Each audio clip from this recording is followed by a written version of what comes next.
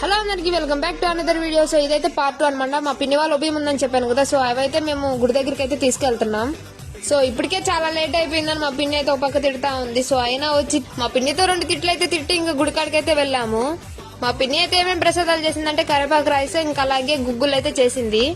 వినాయక చవితి అంటే చిన్నపిల్లకాల నుంచి పెద్దవాళ్ళ దాకా ఎవరికి ఇష్టం ఉండదు. సో అందరికి ఇష్టమేను. నేనైతే ఇప్పుడే వచ్చాడనమాట. పెద్ద విభూతి పూసుకున్నాడు బాగా. ఇంకా అలాగే మా పిన్ని వాళ్ళు అక్కడ కూర్చొని పూజ అయితే చేయాలి. ఇంకా పూజ అయితే అయిపోయింది. ఇంకా ప్రసాదాలు పెట్టడమే లేట్. ప్రసాదాలు పెట్టడానికి కమిటీ మెంబర్స్ ఎవరు లేరనమాట. సో అమ్మోళ్ళ టేబుల్స్ వేసి ప్రసాదాలు అయితే పెడుతున్నారు. అప్పుడైతే ఇంకా భలే ఉండింది. అయితే చాలా హ్యాపీగా ఫీల్ అయ్యాం. ఎందుకంటే వాళ్ళే వచ్చి వాళ్ళే ప్రసాదాలు అయితే పెడుతున్నారు. కమిటీ మెంబర్స్ అందరు భోజనాల దగ్గరే ఉన్నారనమాట. సో అందులో నేను కూడా ప్రసాదాలు అయితే పెట్టాను అనమాట.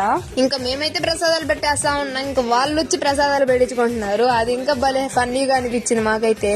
ఇంకా మాకైతే ఫుల్ వర్షం పడింది. అదైతే పార్ట్ 2 లో పెట్టేస్తాను, మీరైతే చూసేయండి. హలో అందరికీ.